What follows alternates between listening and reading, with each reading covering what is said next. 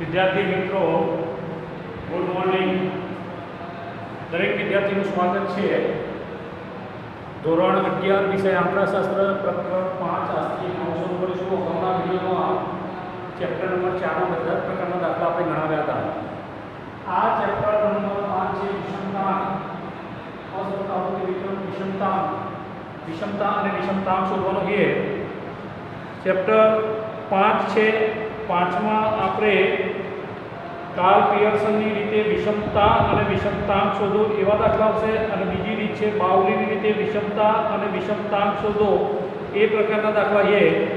એટલે અત્યારે હાલ આપણે સૌપ્રથમ કાર્લ પિયર્સનની રીતે વિષમતા અને વિષમતાંક શોધવા માટેની રીતનો ઉપયોગ કરીને આપણે દાખલા ગણીશું। આવૃત્તિ વિતરણ અને વિષમતા ચેપ્ટરનું નામ છે વિષમતા ને એસકે કહીશું અને વિષમતાંક ને જે વડે કહીશું। કાર્લ પિયર્સનની રીત છે। કાર્લ પિયર્સનની રીતમાં બે રીતે વિષમતા અને વિષમતાંક જોઈ શકાય। નંબર 1, જ્યારે બહુલક મળે, અગાઉના 3 અને 4 ચેપ્ટરમાં આપણે જોઈએ તો બહુલક ક્યારે મળે તો વર્ગોની લંબાઈ સમાન હોવી જોઈએ અથવા મોટી આવૃત્તિ એક જ વખત હોય તો બહુલક મળે। બહુલક ક્યારે ના મળે તેનાની વિરુદ્ધમાં જ્યારે વર્ગોની લંબાઈ અસમાન હોય અથવા મોટી આવૃત્તિ એક કરતા વધુ વખત હોય ત્યારે બહુલક મળે નહીં। બહુલક મળે તે રીતમાં તમારે પહેલા વિષમતા શોધવાની હોય। વિષમતા જેને આપણે એસકે કહીશું, એનું સૂત્ર હશે x બાર માઈનસ mo। આ તમારી વિષમતા માટેનું સૂત્ર થઈ ગયું। અને નંબર 2 વિષમતાંક, નંબર 2 વિષમતાંક જેને આપણે જે વડે દર્શાવીશું, અને એનું સૂત્ર હશે x બાર માઈનસ mo upon s। બહુલક મળે ત્યારે આ ત્રણ વસ્તુ તમારે શોધવાની થશે। x બાર શોધવાનું થશે, mo શોધવાનું થશે અને s। આ ત્રણ વસ્તુ શોધ્યા પછી વિષમતા એટલે કે s શોધવાની છે અને વિષમતાંક શોધવાનું છે। હંમેશા આનો જવાબ, વિષમતાંકનો જવાબ અહીંયા -1 થી +1 ની વચ્ચે જ આવે। બહુલક ન મળે ત્યારે વિષમતા શોધવી હોય, વિષમતા એને પણ s કે કહીશું। એનો બહુલક ન મળે એટલે 3 કૌંસમાં x બાર માઈનસ m। એનો મતલબ કે m ની જગ્યાએ આપણે શું શોધીશું? m શોધવાનું થશે। અને એમાં વિષમતાંક શોધવી હોય તો વિષમતાંક એટલે કે જે ઇક્વલ ટુ સૂત્ર 3 કૌંસમાં x બાર માઈનસ m upon s। ટૂંકમાં બહુલક ન મળે ત્યારે તમારે m મધ્ય શોધવાનું છે, અને બહુલક મળે ત્યારે બહુલક શોધીને sk અને j શોધવાનું છે। કાર્લ પિયર્સનની બંને રીતો પ્રમાણે આપણે સ્વાધ્યાય 5.1 ચલાવીશું। આજે 5.1 માં એક્ઝામ્પલ નંબર 1 આપેલો એ કાર્લ પિયર્સનની રીતે વિષમતા અને વિષમતાંક, એને જો વિષમતા કીધો હોય આપણે બંને શોધીશું, વિષમતા અને વિષમતાંક બંને શોધીશું। પાના નંબર 155 પર તમે જોશો સ્વાધ્યાય 5.1 માં લખવામાં આવ્યું છે કે નીચે આપેલી આવૃત્તિ વિતરણ 59 ગ્રાહકો દ્વારા 500 મિલી પેચ્યુરાઇટ ટોન્ટ દૂધની કોથળીના જથ્થાની માંગને લગતું આ માહિતીનો ઉપયોગ કરીને કાર્લ પિયર્સનની રીતે વિષમતાંક શોધો। તો અહીંયા તમને x આપી દીધું છે, અહીંયા x લખીશું।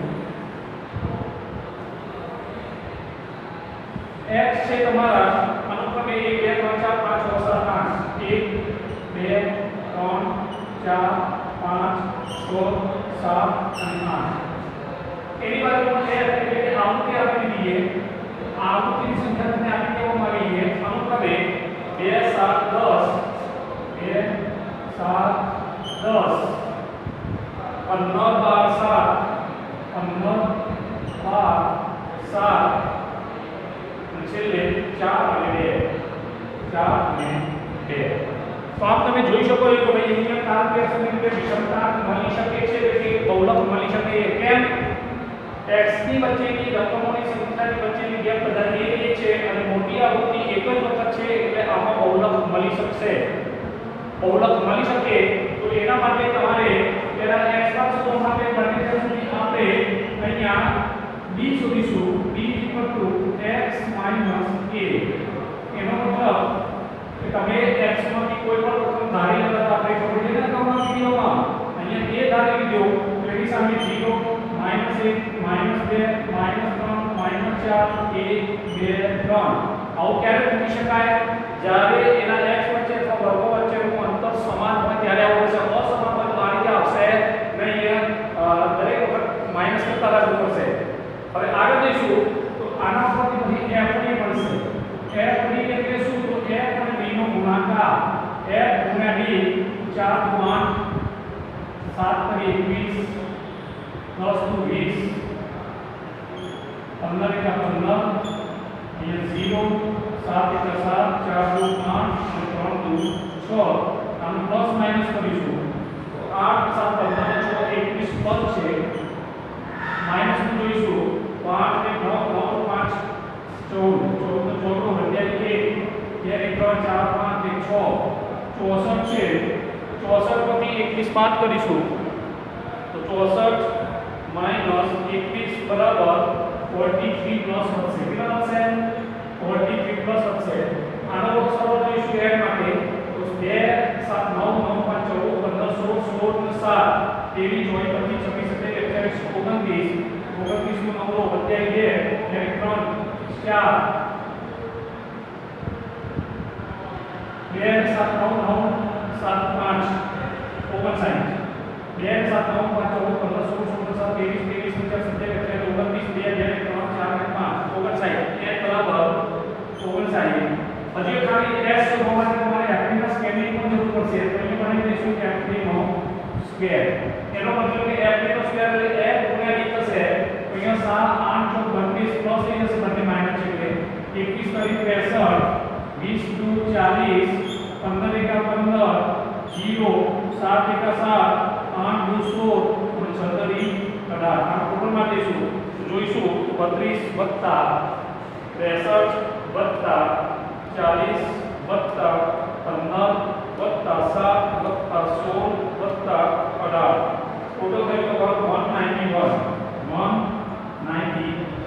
કોષ્ટક તમારું કમ્પ્લીટ થઈ ગયું.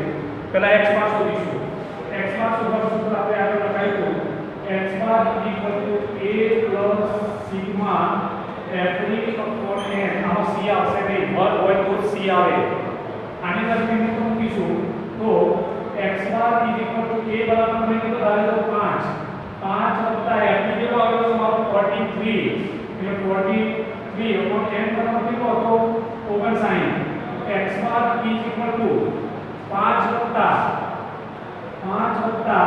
43 ભાગ્યા 59 કરીશું તો 43 ભાગ્યા 59 બરાબર 0.73 x બાર મળી ગયો તમારો 5.73. આ તમારો x બાર થઈ ગયો. નંબર 2 એમો શોધવા માટેનું કોઈ સૂત્ર હતું નહીં. એમો માટે લખવાનું સૌથી મોટી આવૃત્તિ સામેનો પ્રાપ્તાંક. સૌથી મોટી આવૃત્તિ સામેનો પ્રાપ્તાંક એ લખીશું સૌથી મોટી આવૃત્તિ સામેનો પ્રાપ્તાંક એમાં તમારું બની જશે ડાયરેક્ટ જ. આમાં કોઈ સૂત્રની જરૂર પડતી નથી. સૌથી મોટો પ્રાપ્તાંક 15 છે એની સામેનો 4 છે તો એમો બરાબર 4 થઈ જશે. નંબર 3 s શોધવાનો તો s એટલે પ્રમાણિત વિચલન. એનું સૂત્ર આપણે અગાઉના ચેપ્ટરમાં જોઈ ગયા હતા સિગ્મા f3 નો સ્ક્વેર અપોન n માઈનસ કૌંસમાં સિગ્મા f3 અપોન n અને એનો હોલ સ્ક્વેર. આમાં પણ c આવશે નહીં, c વર્ગ હોય ત્યારે જ આવશે. આની તરફ મૂકીશું તો s f3 નો સ્ક્વેર તમને મળી ગયો 191 ભાગ્યા 59 માઈનસ 43 ભાગ્યા 59 અને એનો હોલ સ્ક્વેર. તો s 191 ભાગ્યા 59 કરીશું તો 191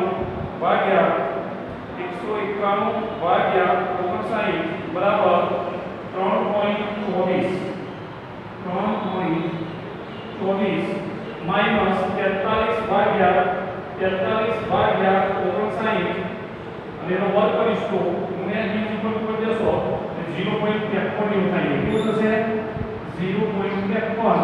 આમાંથી બાદ કરી નાખીશું અને રૂટ લગાવી દઈશું 3.24 માઈનસ 0.53 બરાબર તો પછી રૂટ લગાવીશું તો 1.64 અને 6 હોય એટલે 0.65 થાય 1.65 આ તમારો s થઈ ગયો.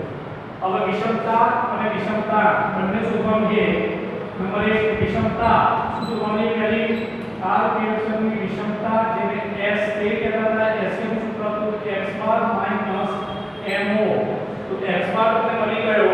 x બાર મળ્યો તમારો 5.73 sk = 5.73 માઈનસ mo બરાબર કેટલો મળ્યો તમારો 4 મળ્યો.